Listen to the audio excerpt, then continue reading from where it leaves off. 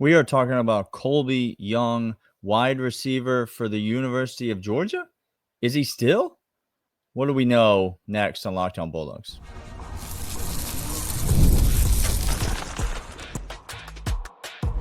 You are Locked On Bulldogs, your daily podcast on the Georgia Bulldogs. Part of the Locked On Podcast Network, your team every day.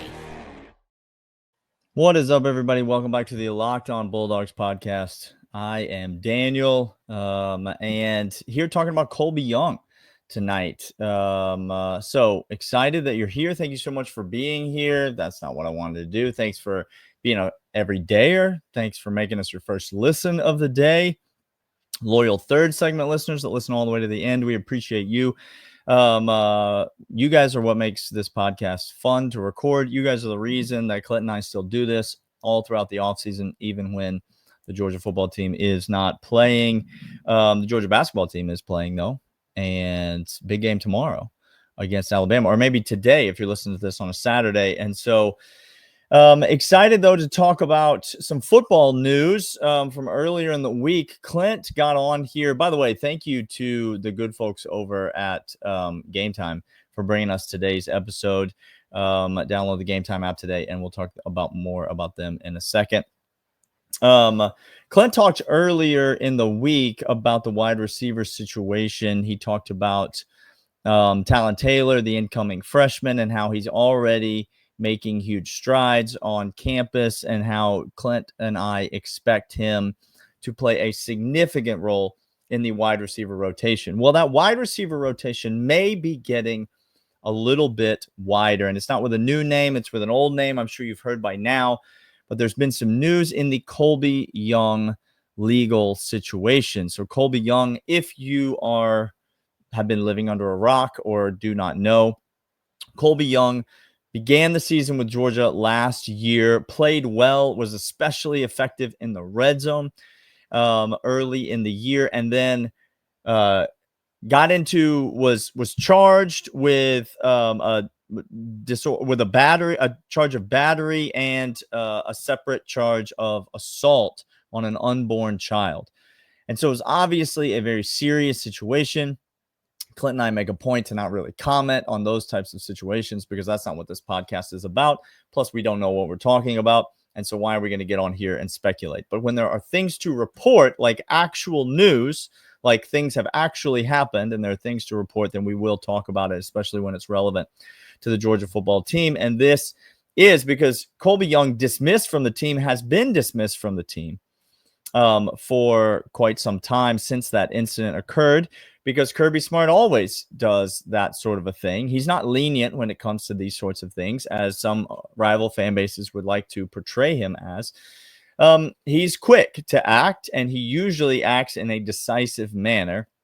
Colbie Young, like many players before him, was dismissed from the team. The interesting thing about Colbie Young is that at no point during the proceedings, at no point when Colbie Young was away from the team, handling his legal situation, at no point did we hear any rumors about Colbie Young, being linked to any other teams. We never heard anything about him being in the transfer portal. And then at the end of the season, the transfer portal window came and went, and Colbie Young's name was still nowhere to be found.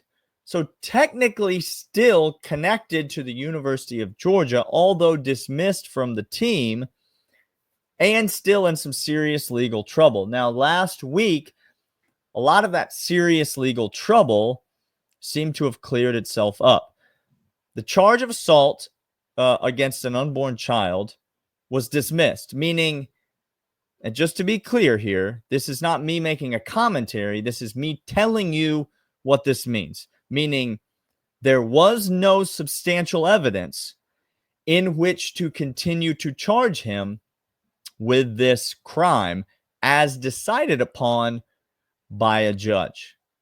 So again, you could say whatever you want about that, but that's how the legal process has played itself out. That charge completely dismissed. The charge of battery, which was also accompanying it, has been downgraded, has been sort of, you could call it dismissed and replaced with a charge of disorderly conduct, which is a much less significant offense, carrying with it a much less significant penalty. Colbie Young then subsequently, immediately, pled no contest to the disorderly conduct charge. He had pled not guilty to the other charges because he wasn't guilty of them. That's what a judge deemed. He had pled not guilty to those. He pled no contest to those, and meaning that essentially he was immediately sentenced because he pled no contest. No court date, no future legal litigation pending at all. This is the sentencing he received: 12 months of probation, a $500 fine, and a mandatory course of family violence intervention that he has to go through. None of that, first of all, includes any sort of felony charges. None of that includes any sort of jail time. None of that is anything that would preclude Colbie Young from playing football next year. And I remind you that Colbie Young has not entered the transfer portal. He has not been linked to any other teams. Kirby Smart has certainly not spoken about this situation when he's been asked, but he has said, Colbie Young and I are having communication.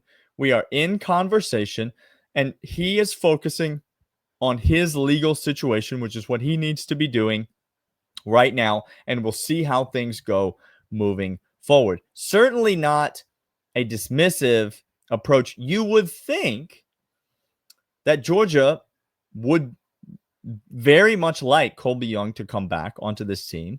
And it seems, by all accounts, that he's been supported well by the coaching staff and the football program, as well as his teammates along this journey. And it seems as though by not entering the transfer portal, by not distancing himself from the team, it seems as though Colbie Young would, in fact, like to return to the Georgia football team. Now, if all of that is the case, it could mean that in addition to adding a couple of key guys in the transfer portal, that and some very talented freshmen and guys like Dylan Bell and a couple of returning pieces, it could be that Georgia is getting another new / returning wide receiver in Colbie Young, which this host thinks could be the single most important off-season acquisition that Georgia might make this year. I'm going to try to back that up. I'm going to try to give my thought process and my reasoning in the next couple of segments. All of that coming up right after these. But first, let's talk about GameTime. GameTime is the place that Clint and I go to get all of our tickets. It's not just sports tickets. You can get concert tickets, comedy show tickets, whatever you need, NBA, spring training tickets coming up. If you're trying to go to a golf tournament, you can get that on GameTime. All of the ticket deals that you need, slide that thing over for all-in pricing. You can see everything, including all the taxes, all the fees, everything that you're going to pay right there. So there's no surprises when you get to the end screen. You don't waste any of your time. You can look at the view from your seat. If you've never been to the arena before, it is a critical feature. I use GameTime all the time.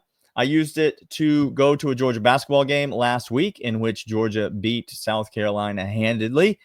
And I plan on using them again because they are the best place to get the best prices on tickets for any event that you want. Use code LOCKEDONCollege to get $20 off your first purchase. That is code LOCKEDONCollege to get $20 off your first purchase. Terms apply. GameTime.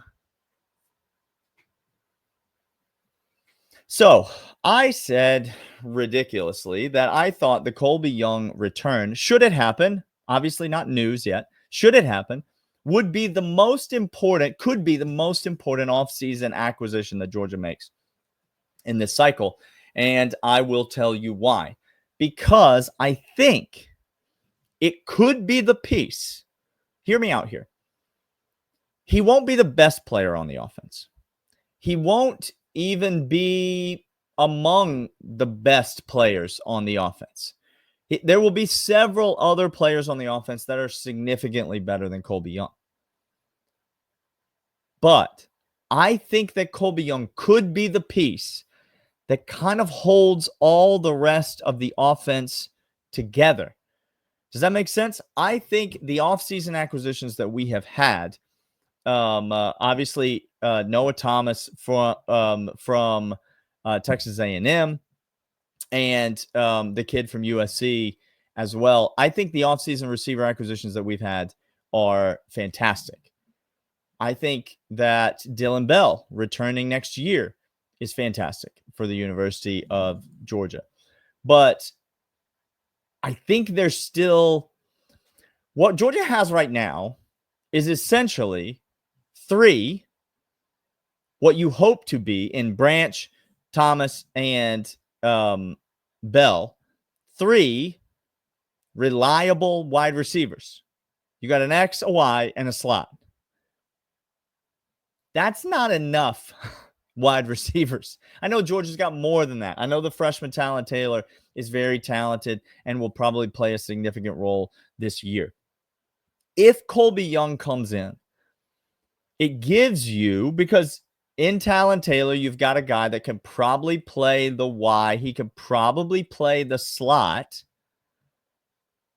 If Colbie Young comes back, it gives you a legitimate second X receiver, a big-bodied guy, along with the Texas A&M transfer, a big-bodied guy that can go down the field, make contested catches, and specifically be a problem in the red zone. It's the red zone where I think that Georgia will use and benefit from Colbie Young the most. Think about Georgia's struggles to run the ball last year. Think about Georgia's struggles to run the ball when they had to run the ball. 3rd and short, 4th and short, goal line situations. Georgia had a problem generating those easy yards last year. Now, the offense wasn't terrible, but the offense wasn't great. Gunnar Stockton, with his legs and the way Mike Bobo uses him, hopefully will add another dimension to this offense, specifically in those types of situations. A dimension, by the way, that we thought we would see in the Sugar Bowl, and we quite frankly did not see very much at all. I don't know if they were terrified of Gunnar Stockton getting hurt. I can understand if the coaching staff was terrified of Gunnar Stockton getting hurt, because certainly you don't want to be turning to Ryan Puglisi, a true freshman, in that situation in the Sugar Bowl. And so maybe that is the reasoning for the decisions that we saw. But one way or the other, I think this year you're going to see the quarterback run the ball more, and that's going to help in those types of situations. But if you've got a guy in the red zone on the 8-yard line, the 6-yard line, that you can just take a one-step drop and throw a fade ball to, and you trust that he is going to go up and get it. You had that in the transfer. Now you have 2 of those options potentially for Georgia. It just makes me feel a lot better about the overall flow of how this offense is going to be able to produce.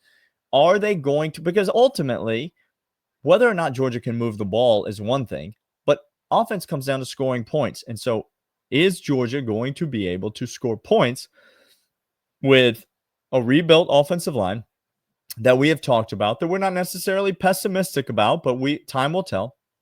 A brand new quarterback that we like, but we know very little about. A group of running backs that, quite frankly, wildly underperformed last year, but that we like. Nate Frazier, we like a lot. A group of wide receivers that we are excited about, particularly because of 2 transfers and 1 freshman, not because of anyone that's coming back. But all of a sudden, if Colbie Young is coming back, no offense to Dylan Bell, if Colbie Young is coming back, there is a returning wide receiver, because what we saw out of Colbie Young early in the year was actually really good. It was really productive for this Georgia offense. Georgia needs that this year. They need more guys that they can turn to in those types of situations. And so while I don't think that Colbie Young will be the best player on Georgia's offense, while I don't think that he will be the number 1 wide receiver on Georgia's offense, while he might not even start. Quite frankly, I don't think he would start on this Georgia offense. He might be the piece that kind of ties everything together. He might be the glue that kind of holds the whole offensive system together. That's why I think that the Colbie Young developments in terms of the legal situation and what he may or may not, how that may or may not free him up to play college football next year. And if he plays college football next year, whether it is with Georgia or not remains to be seen. But if it is, I do think that it is, it's a situation where we could definitely benefit from Colbie Young being on the sidelines and on the field for the University of Georgia. All right, we will be right back. Got more to talk about the wide receivers, about Colbie Young, about this whole situation. But first, these.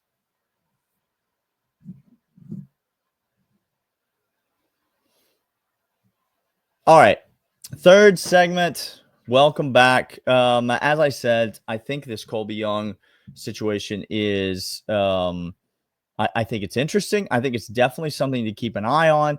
I think it is important for Georgia.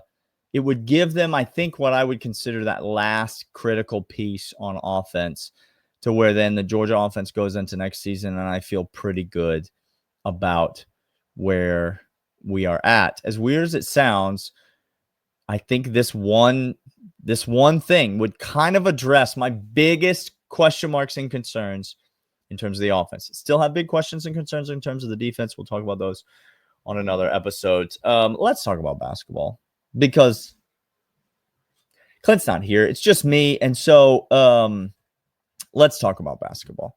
All right. Some of y'all have completely lost your minds and decided that Georgia losing 4 games in a row, 3 of which were against, to say elite competition is absolutely absurd, because the best competition that one could possibly play in all of college basketball, 2 number 1 seeds, including the number 1 team in the country, and a number 2 seed in 4 games. And 2 of them were on the road. No, 3 of them were on the road, guys. 3 of them were on the road. You've got to be kidding me. If you, people were losing their minds that Georgia lost these 4 games in a row. Georgia's not as good as Auburn.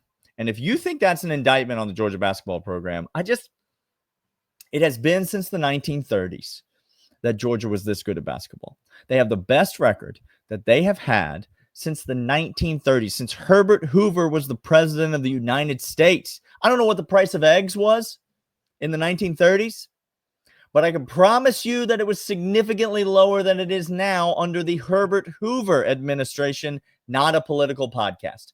I'm just telling you that Georgia basketball hasn't been this good in a long time. And not only do they have the best record they've had since the 1930s, but they're doing it in the hardest conference that has ever existed in the history of college basketball. Do you understand that? The SEC has 14 teams currently inside the top 80 of the net. I know that you don't know what that means, maybe. That means that according to this system of rankings, they have 14 teams ranked in the top 80 in all of college basketball. Last season, throughout the entirety of the season, only 8 SEC teams cracked the top 80 in the net. This is the best conference, not only in the history of the SEC, in the history of college basketball. They are going to shatter the record for most teams making the tournament from a single conference. And guess what, Georgia fans? One of those teams is going to be your University of Georgia Bulldogs. Now, win over South Carolina didn't do anything to change my mind about that, nor should it you. You shouldn't now be optimistic because we beat South Carolina. We beat South Carolina by double digits at home, just like we should have. We lost to Florida by a lot on the road. I know you don't want to hear this, just like we should have. We almost beat the number one team by every metric in all of college basketball. We almost beat them. We were a tip in away from beating them. But all you guys want to talk about, all Georgia fans want to talk about, is how Georgia's not living up to their standard. What could your standard possibly be? What could it be? Georgia's never done anything this good before in your lifetime.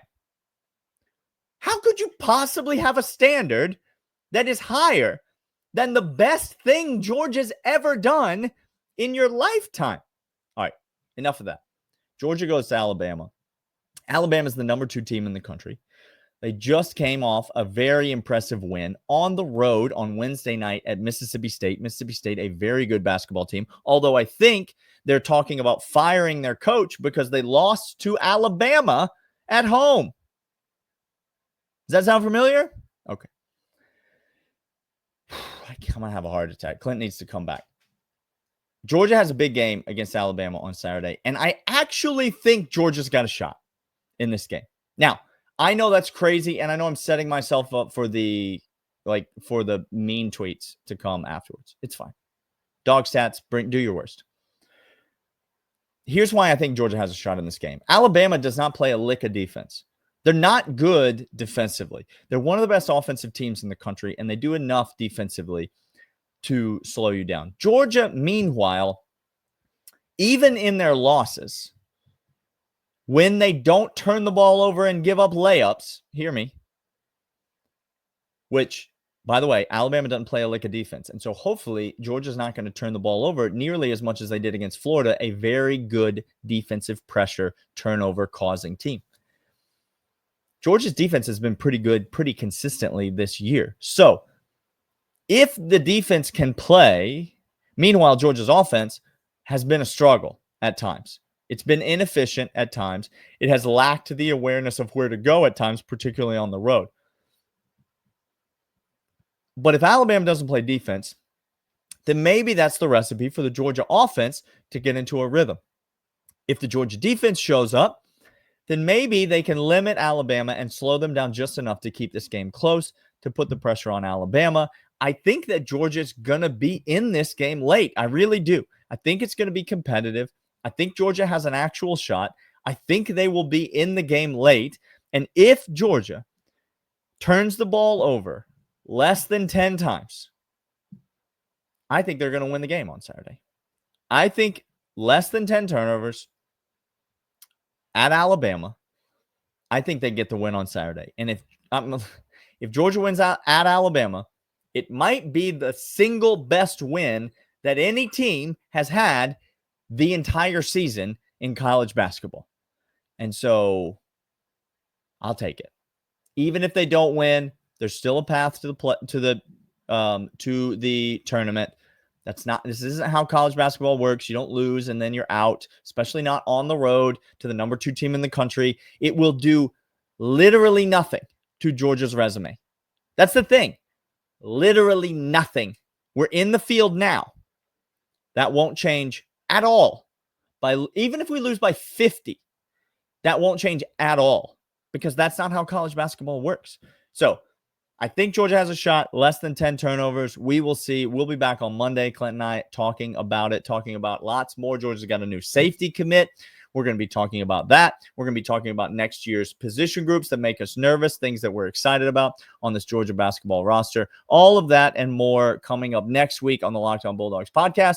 Make sure that you are subscribed to the show, subscribe to the YouTube channel, subscribe to the audio podcast. Follow us on Spotify, wherever you get your podcasts. Make sure that you're downloading and subscribed. Follow us on social media if you want, at Dawgs Podcast. It'll be Clint talking to you on there mostly. If you see somebody flying off the handle about basketball, then you will know that I got a hold of the Twitter again. And so I apologize to no one for nothing, but that will be me if you see that. But follow us anyway. We'll talk to you guys next week.